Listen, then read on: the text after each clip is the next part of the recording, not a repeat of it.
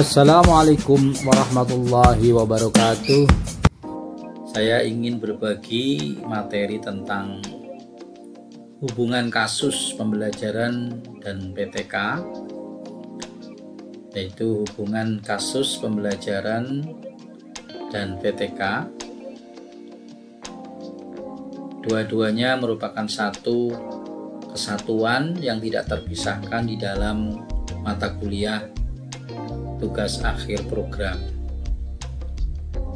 Kemudian yang berikutnya nanti kami atau saya akan menyampaikan tentang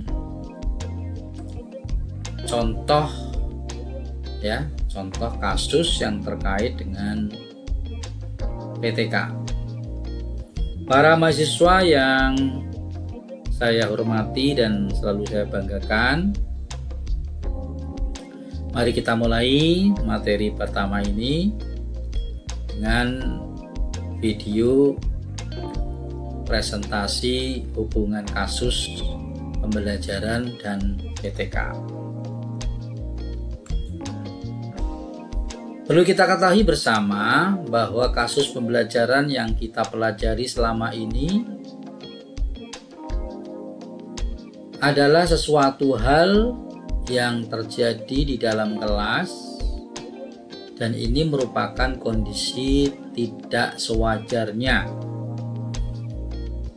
atau berlangsung bukan umum tetapi khusus. Oleh sebab itu maka dinamakan kasus pembelajaran. Dalam setiap pembelajaran yang berlangsung selama mungkin 1 semester atau 1 tahun, tentu akan mengalami kondisi yang berbeda dari sewajarnya, yang disebut dengan kasus pembelajaran.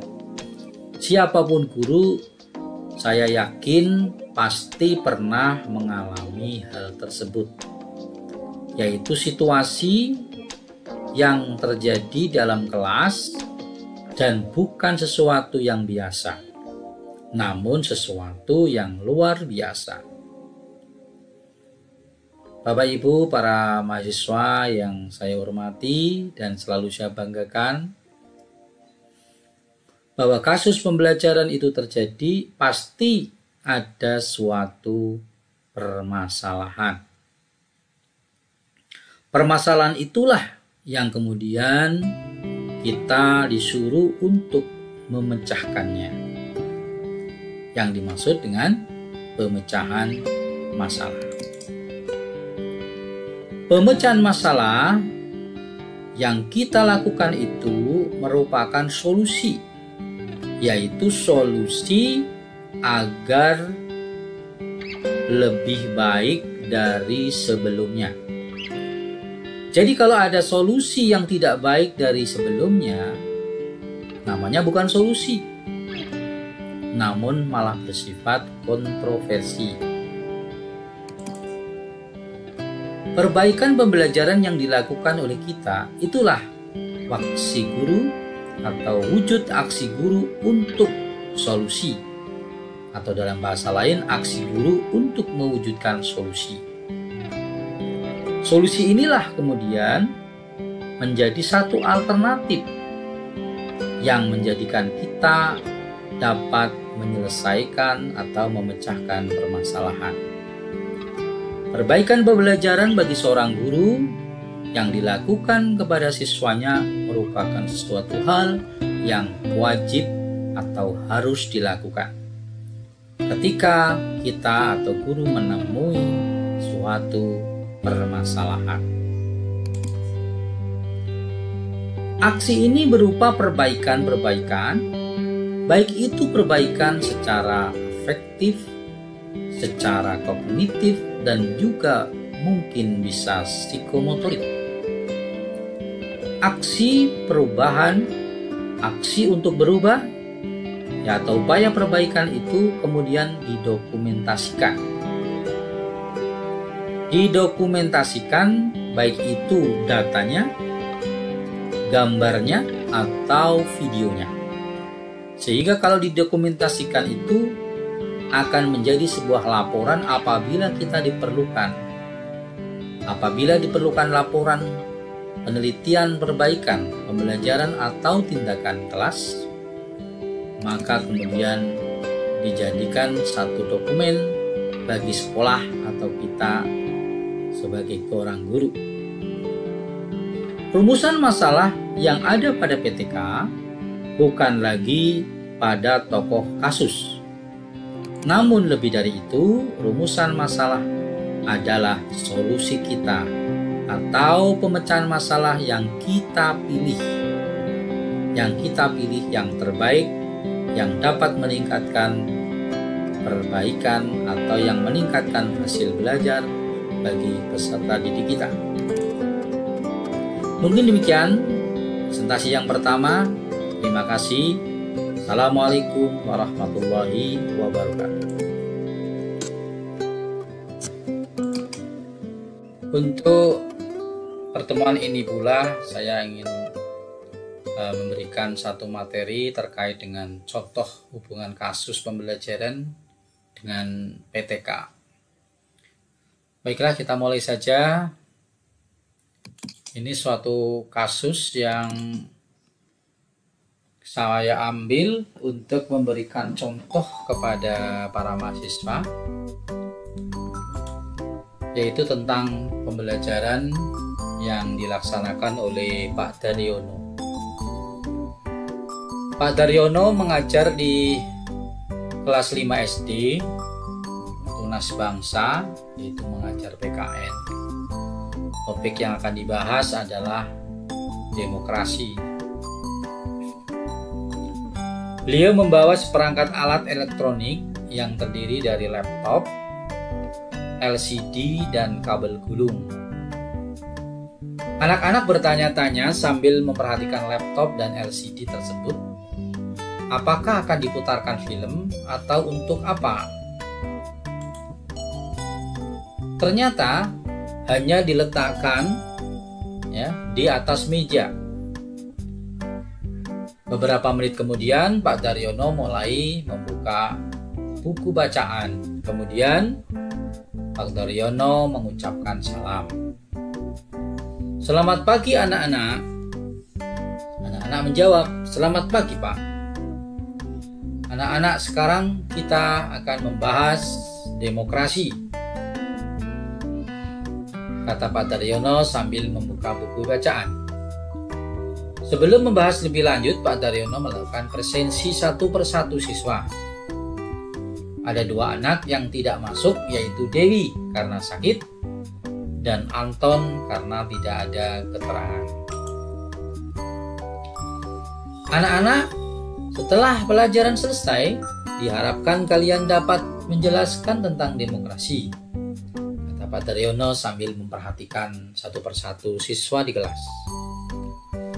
Pak Daryono menjelaskan secara detail tentang konsep demokrasi, mulai dari pengertian demokrasi, unsur-unsur demokrasi, dengan contoh demokrasi, tanpa memperhatikan atau memberi kesempatan siswa untuk bertanya.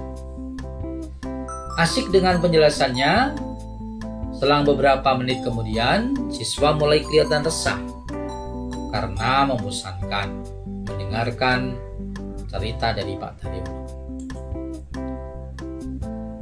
Beberapa siswa bertanya-tanya, "Itu untuk apa? Kok nggak digunakan? Atau Pak Daryono tidak tahu cara menggunakannya?" Rasa penasaran itu berlanjut sampai akhir penjelasan. Setelah menjelaskan panjang lebar, kemudian Pak Daryono bertanya kepada siswa, "Apakah kalian sudah paham tentang yang Bapak jelaskan?" Anak-anak saling pandang, kelihatan bingung. Tidak ada satupun siswa yang menjawab. Menjawab sudah atau belum? Karena tidak ada jawaban, maka Pak Daryono menyimpulkan bahwa siswa telah mengerti apa yang telah dijelaskan. Kemudian Daryono menyuruh siswa membuka lembar kerja siswa dan siswa mengerjakannya. Anak-anak kelihatan bingung, saling bertanya satu dengan yang lain. bagaimana cara mengerjakannya. Mau bertanya tetapi takut, akhirnya mereka mengerjakan sepengetahuan masing-masing. Pak Daryono sesekali melihat ke sekelilingnya sambil membaca buku. Beliau berkeliling tanpa menanyakan apakah ada kesulitan dalam mengerjakan soal-soal di LKS atau tidak. Setelah waktu yang telah ditentukan untuk mengerjakan LKS, Pak Daryono menyuruh siswa untuk mengumpulkan. Setelah diperiksa hasilnya, siswa yang selesai menjawab tetapi belum benar 10 anak. Sedangkan siswanya yang lain atau sisanya tidak menjawab karena tidak tahu apa yang harus dikerjakan. Hal inilah yang membuat Pak Daryono kecewa. Kemudian bel berbunyi tanda pelajaran selesai. Sambil merapikan tugas dan alat-alat yang telah dibawa di kelas, Pak Daryono merenung tentang apa yang terjadi. Mengapa semua siswa di kelas 5 gagal dalam proses pembelajaran tentang demokrasi? Pertanyaan soal ini adalah yang pertama, identifikasi 5 permasalahan yang terjadi di kelas yang telah dilaksanakan Pak Daryono yang dapat mengakibatkan pembelajaran tidak sesuai dengan tujuan yang ingin dicapai. Kemudian, identifikasi 3 kelebihan yang telah dilakukan Pak Daryono dalam proses pembelajaran tentang demokrasi. Kemudian yang kedua, susunlah sebuah rencana perbaikan pembelajaran melalui PTK yang mencakup identifikasi masalah, analisis masalah, perumusan masalah, tujuan perbaikan, dan langkah-langkah perbaikan, meliputi kegiatan awal, kegiatan inti, dan kegiatan penutup. Demikian para mahasiswa tentang kasus pembelajaran yang dialami Pak Daryono. Baiklah, para mahasiswa yang saya cintai, saya banggakan, saya hormati, kita beri jawaban terhadap 2 soal dari kasus pembelajaran tadi. Silakan untuk dipikirkan. Saya beri waktu beberapa menit, kemudian para mahasiswa dapat menyampaikan jawaban melalui diskusi pada kesempatan ini. Terima kasih. Assalamualaikum warahmatullahi wabarakatuh.